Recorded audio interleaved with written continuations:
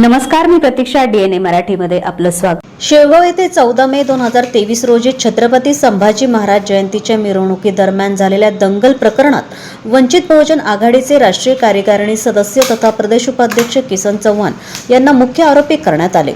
मात्र पोलीस निरीक्षक विलास पुजारी यांनी एका पत्रकाराशी बोलताना प्राध्यापक चव्हाण यांना या गुन्ह्यात कसे अडकवले याची थेट जाहीर कबुली दिली आहे.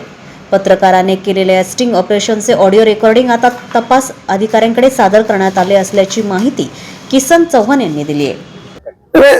14 मे 2023 ला शेवगावमध्ये छत्रपती शिवाजी महाराजांच्या जयंतीच्या निमित्तानं मिरवणुकीमध्ये दंगल झाली. त्या दंगलीमध्ये मी तिथे नसताना, मी औरंगाबादला असताना मला मुख्य आरोपी केलेला आहे.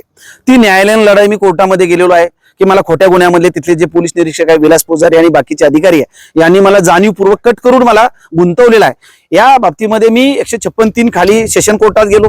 तिथं दिरंगाई झाली म्हणून हायकोर्टात गेलो. हायकोर्टात पिटिशन दाखल केलं. हायकोर्टाने सेशन कोर्टला सांगितलं आणि आता 17 जिल्हा न्यायालयाने चौकशी अधिकारी नेमलेले आहेत, म्हणजे आदेश दिलेले आहेत. DYSP जयदत्त बवर श्रामपूरचे आहे, ते चौकशी करतायत. खरं म्हणजे दरम्यानच्या काळामध्ये हेच पोलीस निरीक्षक जे दंगलीच्या वेळेस शेवगावला होते हे पाथर्डीला हजर झाले आणि आता मे महिन्यामध्ये 29 मेला म्हणजे 3 दिवस मी सारखं आंदोलन केलं. 25 मे ते 27 मेला पोलीस स्टेशनमध्ये आमचा एक कार्यकर्ता मयत झाला पोलिसांच्या दबावाखाली जाऊन. ती डेड बॉडी घेतली नाही, अंत्यविधी केला नाही, याची चौकशी करा, त्याला तिथून पोलीस निरीक्षक विलास पुजारीची बदली करा, ही मागणी घेऊन मी 3 दिवस आंदोलन केलं. आम्ही सगळ्या कार्यकर्त्यांनी 3 दिवसानंतर लेखी दिल्यानंतर SP ने आम्ही ते आंदोलन सोडलं, त्याचा अंत्यविधी केला. दुसऱ्या दिवशी सगळ्या पत्रकारांशी बोलत असताना विलास पुजारींना त्या दंगलीचा संदर्भ घेऊन मी जे आंदोलन करत होतो 3 दिवस, तेव्हा त्यांनी सांगितलं हे आंदोलन करणारे शेवगावला जेव्हा मी होतो तेव्हा मी दंगलीमध्ये यांना कसं अडकवलं. मी टप्प्यात आल्यानंतर कार्यक्रम करत असतो, मी त्यावेळेस असं माझं सुदर्शन चक्र सोडलं, ते इतकं भिडलं की आयुष्यभर पुजारी साहेबांचं नाव घेतील.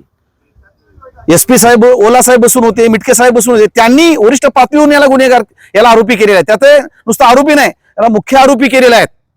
अशा पद्धतीचं ते संभाषणाची क्लिप एका पत्रकार मित्रानं त्याचं स्टिंग ऑपरेशन केलं आणि ती क्लिप आमच्या हाताशी आलेली आहेत. आम्ही कोर्टामध्ये न्याय मागत आहोत. न्याय व्यवस्थेवरती आमचा विश्वास आहे.